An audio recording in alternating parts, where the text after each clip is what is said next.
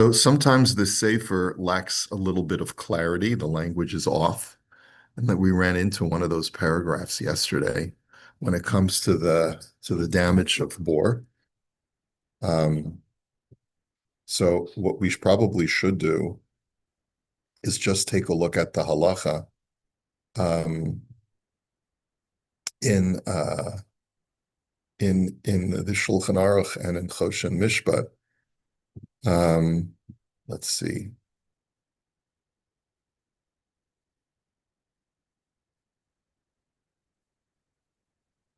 Um, what the liability is here. I actually Choshen Mishpat Shin Peit has no, that's he doesn't even quote where you can find this in the Shulchan Aruch about digging a pit. So we're going to have to put that aside for now. Um, we'll have to put that aside. Um, that there are times when, if a person, the only time it seems that the Torah holds you liable for digging a pit is if livestock is damaged. But there's always going to be a chiyuv b'dinei shamayim. However, it's not really clear how this translates into halacha. We couldn't get a clear read on this from the text that he wrote. So, but in general, a person is held liable in Beis Din for creating a public hazard in a public area. Okay. And generally, we don't distinguish. Why that is, it's not clear from what he wrote over here. So we're going to have to go on. Okay. Next, if a person wants to rent out his apartment for commercial use. Now there are usually zoning ordinances that limit a person's ability to use his property for running a business, like a clinic and things like that, where foot traffic comes in and out, or a yeshiva. Say a person wants to use his home to set up a yeshiva. And we did see this. We saw this. I think we saw this. We saw tshuva from Rav Moshe. I thought we saw, and we saw the Baruch Omer talk about this as well. So he writes, Adam harotza lahaskir estiraso laesek kagon klinika lerafua uchadome ola misrad uchanut. Person wants to rent out his apartment, his residential apartment, to do a commercial operation, such as opening up a medical clinic or an office or a store, or secular studies, let's say a night school. He wants to set up an English, an ESL operation. Hey, Marv, something you may want to think about doing. So the neighbors in that building can prevent him from doing so. So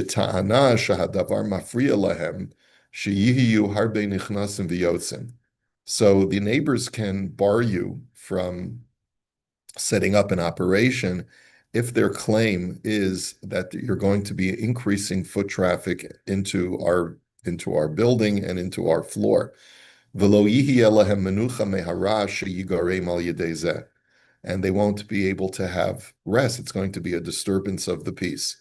They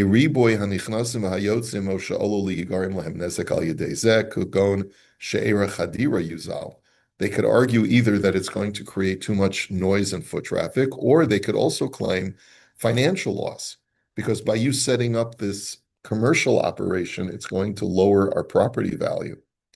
Okay, they can make that claim as well. And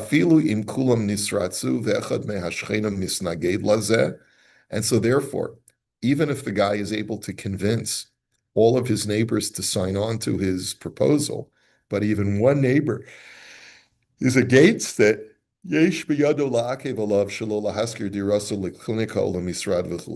even one neighbor can prevent it from taking place. You need to get 100% buy-in for people to abdicate their rights. What about a board? They say it can be done. Well, it's like a homeowners association you're talking about, right? So it depends what the contract says. If the homeowners association has that authority to override the wishes of an individual because they voted on it, and he was in the minority, so then he's got to go along with whatever the rules of the building are. If I purchase a condo and the rules of the building are such that I have to abide by the decisions of the homeowners association, so these are things you got to know, right? Then I have to go along with it.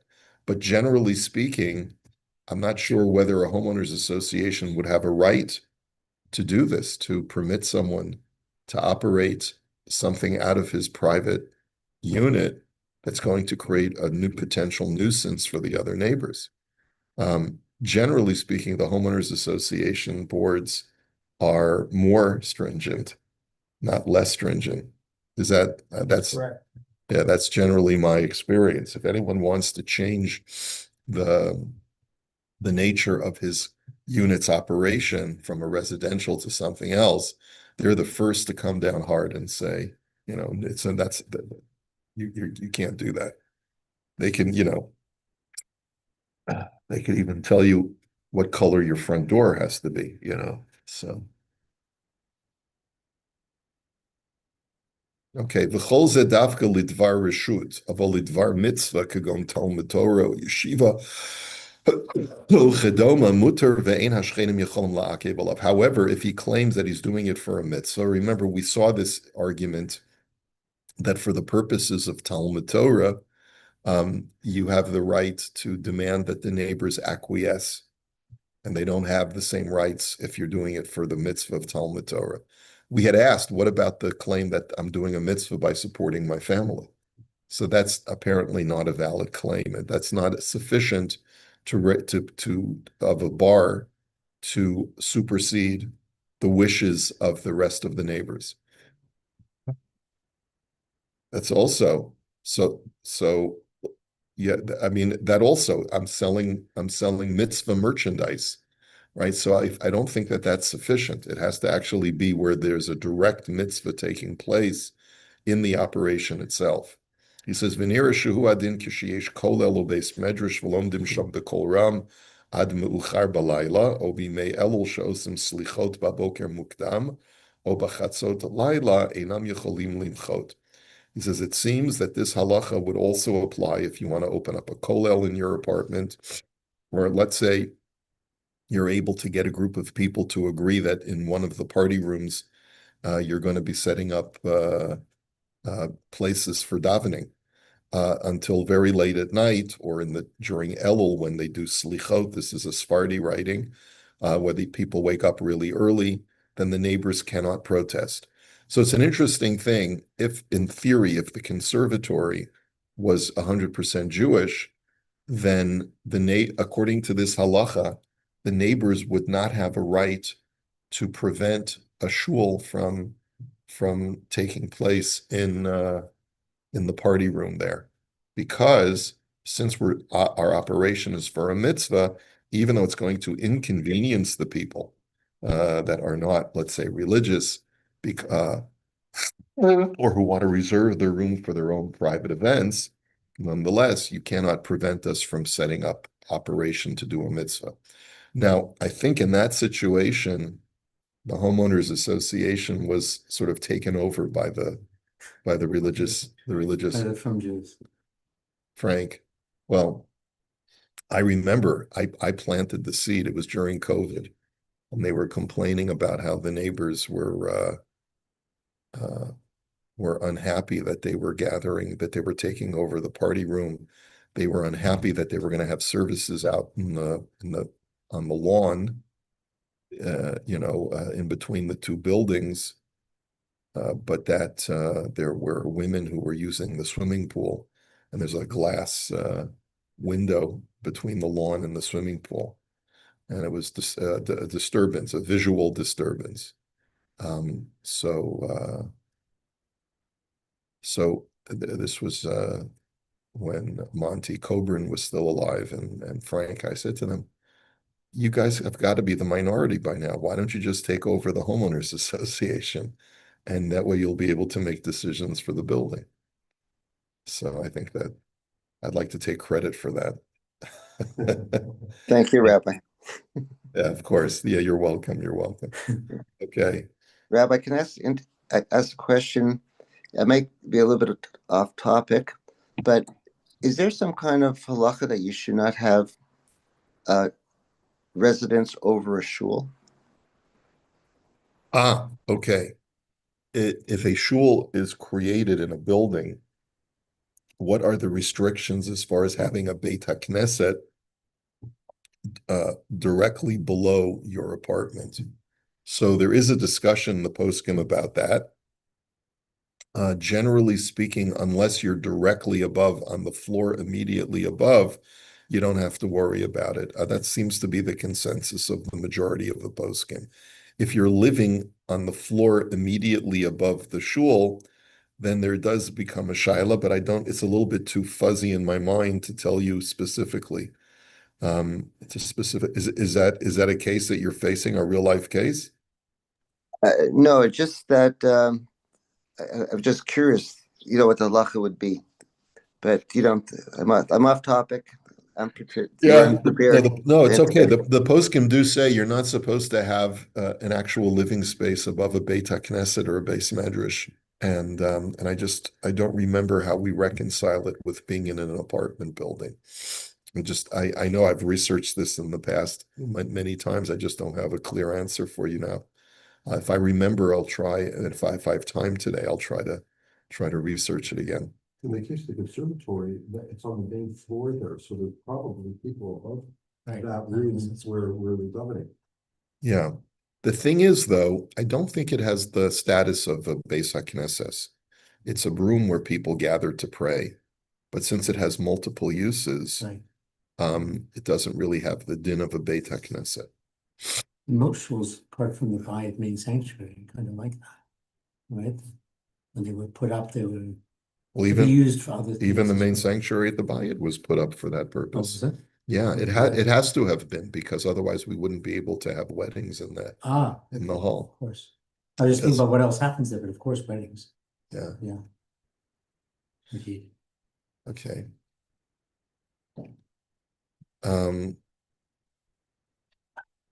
So we did see this, and we saw that we didn't really have, when we were looking in the Baruch Omer and he discussed this, it was disturbing to us that just because a person wants to set up his own kollel or yeshiva in his apartment, the neighbors do not have a right to protest.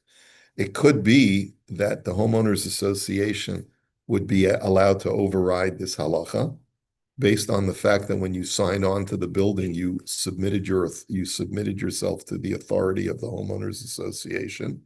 So therefore, that would override this, and also Dina de Malchusa might override it. That the law of the land is that you cannot. There are noise ordinances, and also you can't have commercial use on this property. So therefore, that would be a mitigating circumstance. That when you rented this apartment, you did so with the understanding that you weren't going to violate the laws of the city ordinance. We did have this issue several years ago when Terrace Mordechai first opened up on Arnold Street. There were a number of neighbors who challenged the legality of setting up a synagogue. They were really upset about all the parking. And there was the issue of parking, and it was going to compromise property value and things like that. And I don't know how it resolved itself, but many times these things have a way of just people get fatigue after a while. And having good friends in council. What? Having good friends on council. Yeah, on city council, yeah. Yeah, and so eventually it gets resolved one way or the other. Okay. So let us go on. Mishadar ba'aliyah va'oseh tashmish beveito im hamayim v'yordim hamayim l'bayit shemitachto v'mazikim lo chayev l'shalim ezeko. If a person lives on a higher floor, and as a result of his water use, he causes water damage because of some leak that goes down to his downstairs neighbor's apartment, he's liable for the damage, even if he didn't even know about it, like a burst pipe or something like that. V'im hayu mei geshamim ba'aliyah v'yordin l'toch habayit u'mazikim, al hanizik l'takein shelo yuzak. If rainwater is falling in, then there's no one that you can sue. You can sue God, right? But it's that person who's enduring, if he's on the higher floor and he's enduring rain damage, he can't claim, well, my roof is broken, so you have to endure it. No, it's the person on the high floor who who has to fix the leak. He can't blame it on the leak in his roof. He's got to fix the leak. וכשהמים יורדים דרך הצינור, אם נסתם או ניקב הצינור וגורם רטיבות לשכן, חייב בעל הצינור לתקנו. Whoever owns the pipe that is creating the leak to the neighbor's property has to pay for the damage. Sometimes it could be the landlord who's responsible if he's the owner of that pipe, if there's like a central pipe, like a sewer line or something like that runs. I don't even know how they deal with sewage in an apartment building, but there's got to be parts of the apartment complex that don't belong to any of the neighbors. In other words, doesn't the sewer line belong to the the building owner? And so if that breaks, then that's the building owner's responsibility to repair. But if it's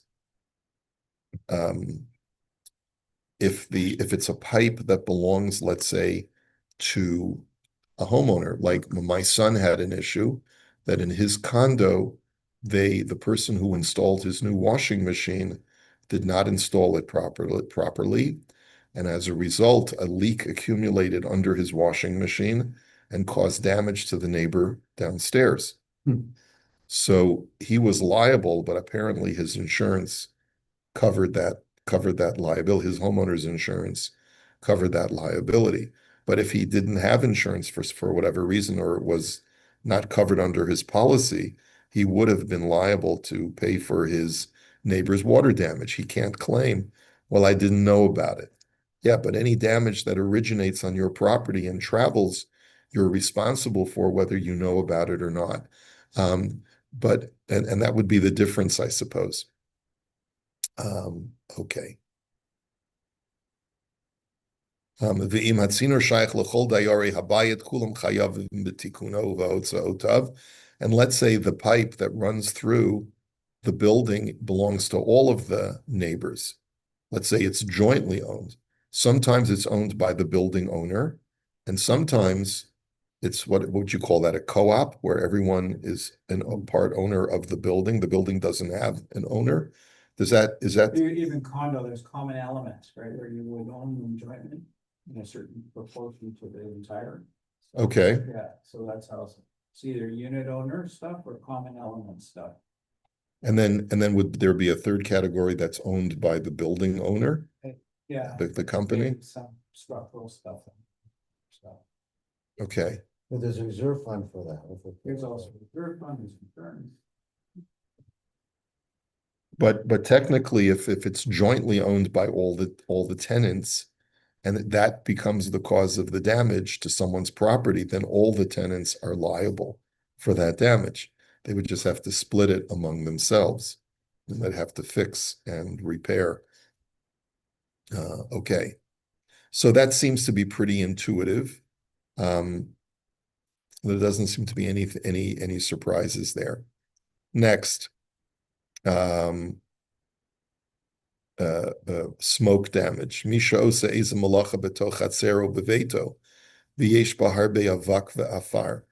If someone is doing work on their property, which kicks up a lot of dirt or dust, v'al yedei ruach mitzuya yelecha avak letoch beit shcheno, and as a result, that the stuff travels to his neighbor's property. Let's say you're doing a masonry job, and they're doing a lot of stone cutting on your property, but that kicks up a lot of the masonry dust, and it ends up getting and clogging the ducts of your neighbor's property. So you have to distance your machinery so that that doesn't happen. V'chein ha'osa eish betoch chatzero, v'ha'ashan holech lebeit chavero o lechatzero mazik livnei adam o lerechusham. And similarly, if a person has a fire operating in his courtyard, and the smoke travels to your friend's property, probably it's against the city ordinance to be operating a fire. But I'm thinking like on Lag BaOmer, what would be um, the claim of damages if your neighbor decides to build a bonfire in Israel on his property for Lag BaOmer, and then that causes damage. The neighbors can protest. And so therefore you're not allowed to operate any of these things unless you get explicit permission, express permission from the neighbors.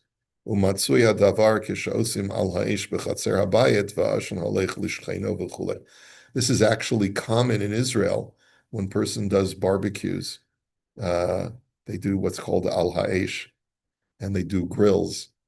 Like a lot of times, this is a big thing in Israel where people have grills in their little on their patio, but it becomes a nuisance at some point to the neighbors because of the smoke, and so this can actually be the source of contention, which is why a lot of apartment buildings don't allow barbecues on their balconies, but. It's fire risk as well, I think. So, It could be a fire risk as well. Okay. So he just refers us to the Sif and Shulchan Aruch. I don't think we need to see that. Getting permission for a building permit. Misha rotza laharchiv et dirato. If a person wants to expand his apartment. Kagon she'eno mazik l'shchenav im zeh hezek re'iyah v'chulei. So, and it is of a nature where by his expansion, he's not going to be causing any damage to his neighbors. So like, there's not going to be any visual intrusion, an invasion of anyone's privacy through this expansion. No, by his enlarged living space, he's not going to be temporarily, there'll be a construction going on, but that's understood. But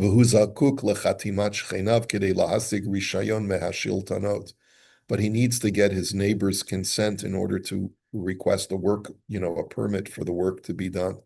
I'm not sure if this happens.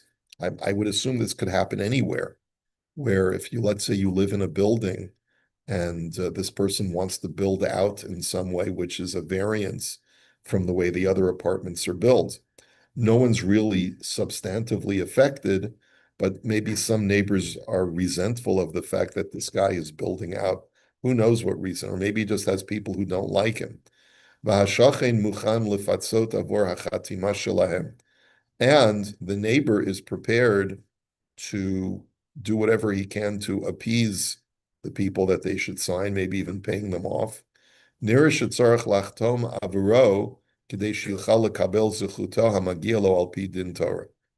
the question is, what is the halachic obligation of the neighbor?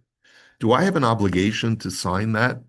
Or can I just say, I'm not interested, I don't want to get involved. And I'm sorry, I just, I know that some neighbors are for you, some neighbors are against you. I just don't want to sign. But what is my halachic obligation? So he says it would seem that as long as there's no damage to you, it's like what we call zen nehene v'zelo chaser. He stands to benefit. You don't lose out anything. It doesn't affect you. So then you have an obligation to sign on to it.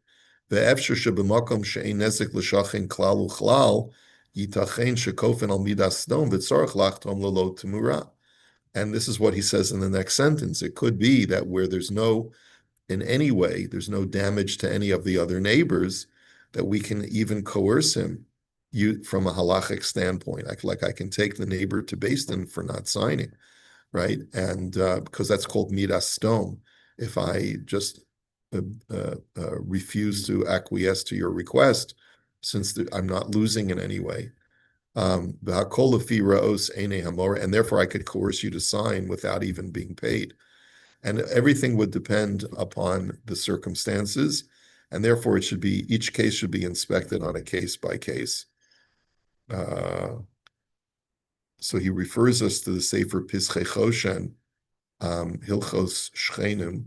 I seem to recall that maybe the Bar Ilan does have the Pischei Choshen. Let me just check quickly. I know I have it on my other CD, which I have to physically carry with me. But let me just see here. Let me just see if I have the Pischei Choshen on this on the Bar Ilan.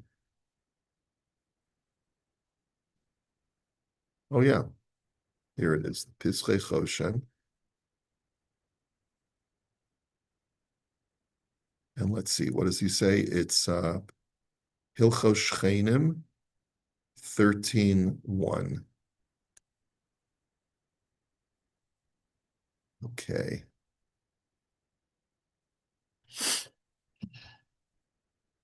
So let's see, what are the categories?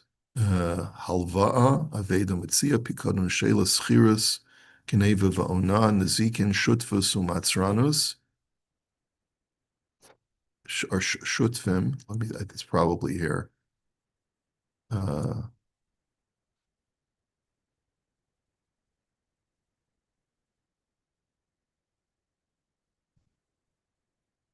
Dine Matzranus, Dine Shutvim, Shutvim. No, that's not it. Schiras, Pikadon Shela, Aveda Mitzia. Let's see, Tochen and Yanim.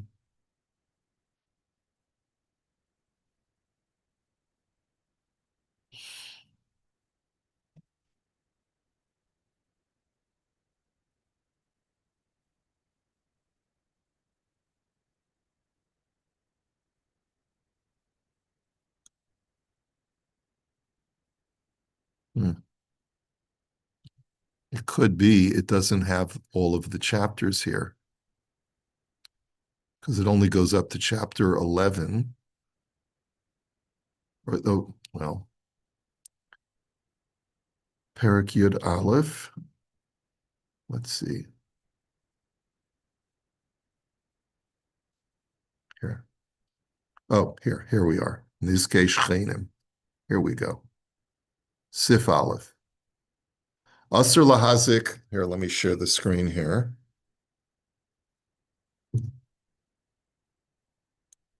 It is here. Asr lahazik mamon chavera o ligrom lo nezek afilu kishemishnamish betoch shelo tashmish atzarech lo umimenu nimshach nezek l'shchen hakarov el beso. You can't do activity in your home that's going to cause damage to one of your neighbors. So here in the footnote he says, let's expand this.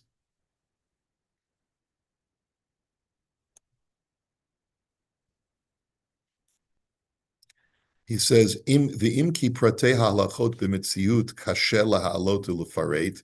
It's very difficult to list all of the conceivable activities. Avi be'ezras Hashem ikari halachos midivrei haposkim beprakim haboim. I will bring the main halachos in the ensuing chapters. Amnam kipeticha lahilchot shchena matzati lenachon lahatik midivrei harosh b'tshuva. But I would like to, at least for this introduction, tell you what the Rosh says in a responsum.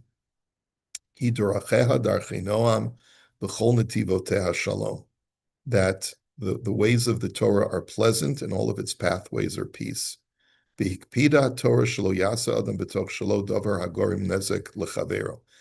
Torah does not want us to do anything on our own properties that will cause damage to others.